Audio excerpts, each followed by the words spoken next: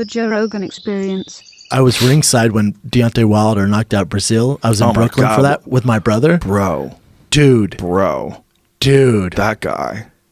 I've been I've been in fights, I've been knocked out, I've been at UFC fights where dudes get knocked out. I have never in my life heard someone get knocked out like that. My brother goes, "Oh my God." And my brother's a raw dude. He goes, "Oh my God."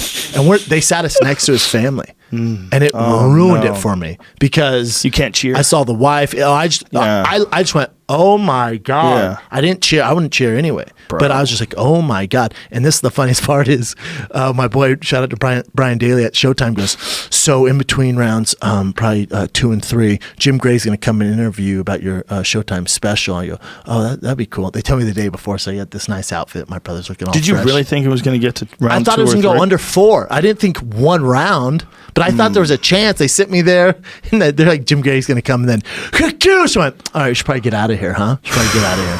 Deontay. Dude, I'm telling you, man. He's something special. He's so special, man. Yeah. He's such a good dude. You've had him on. Fury on here. Though. I had him on too. Oh, that's right. He was amazing. He's great. We had a great time. How passionate is he? He's a sweetheart. He's like a really nice guy. That too. was my problem with him going, "Oh, I want to murder this guy. Yeah. I want to kill this guy, and I want to exercise my right." I'm like, I expect that from these, for lack of a better term, these animals, these guys who aren't at your level. But he's such a good person. I'm like, dude, don't do that. Well, I Because think then he can paint you into that box. I believe that's going to just go away. But it did. It's gone now. It's gone. It's gone. His performance is so spectacular. I think it goes away. But I think it's also, that was his legitimate mindset at that time.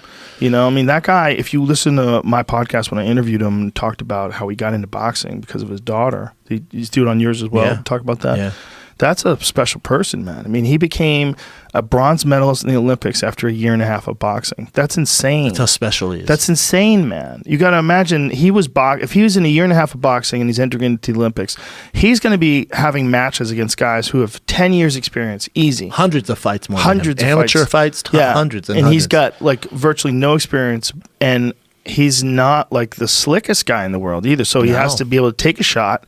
But he's got 2 giant advantages: huge reach and ridiculous power. And I think athleticism. Because of the fact that he's not a big heavyweight, I don't think he gets as tired as they do. I agree. But he came in this last fight, the heaviest he's ever been. He came in at 223. I went, did he really? Yeah, I went, that's interesting, because usually 214, 213. Dude, look at this. That motherfucker, he punches so hard, man. He's the scariest heavyweight knockout artist since Mike Tyson. 100%. When he was walking out, well, you agree I with agree. that? When he was walking out, I looked at my brother. I went, you know how you feel right now? You get goosebumps? I went, imagine being on Mike Tyson fighting in his prime. How that fucking crowd must have felt. Yeah. Because when he was walking out, I felt so bad for Breazeale, because I'm like, we're next to his family. I'm like, he's such an underdog. He's going to get knocked out. It was just a weird feeling. I think we're going to see that with Deontay Wilder. I think Deontay Wilder's the new Mike Tyson. 100%. I think he's the new Mike Tyson. He hits that hard. And what's interesting about him is everyone gives me shit. They're like, you're such a homer because you work for Showtime.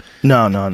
Here's the thing about that, Joe. What people don't realize is Deontay, while his fights are on Showtime, he's an independent contractor. He doesn't have a promoter. He's his team. So DAZN offered him hundreds of millions of dollars, same as they offered Joshua and Canelo. He turned it down. Damn. You know why? Because he wants to fight Joshua. He wants to fight Fury. He goes, well, if I'm with them, that's going to limit me fighting Fury or Joshua. If I'm independent, I can fight Joshua. I can fight Wilder. If I was Joshua or Wilder, I'd be terrified right now. Why do you think they? I mean, not Wilder, rather Fury. Joshua or Fury. I'd be terrified of that mindset. It's definitely easier fights. Yeah, but he's the scariest fight of all time. In the fucking 12th round, when he cracks Tyson Fury and drops him like that, you're like, in the 12th round, he still has this ridiculous power, and he's only getting better. But I think what happens is it's more likely, especially looking at the way promoters work, you're going to get Joshua versus Wilder before you get Fury. Oh, I think so. Which is kind of so. I'll take any of them. Yeah, I'm fine. But I want all 3 of them, man. I do. These fucks owe it. These fucks.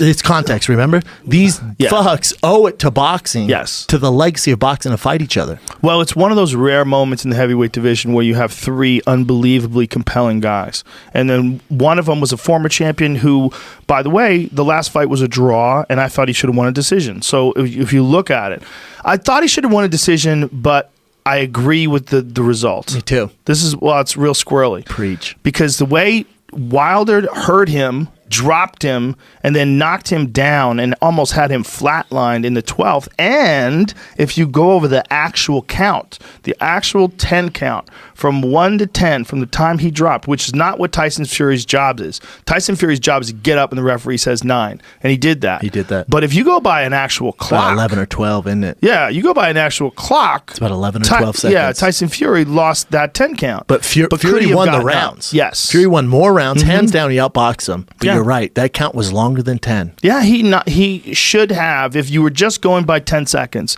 Deontay Wilder has a real argument that he should have won by knockout. Here's the thing.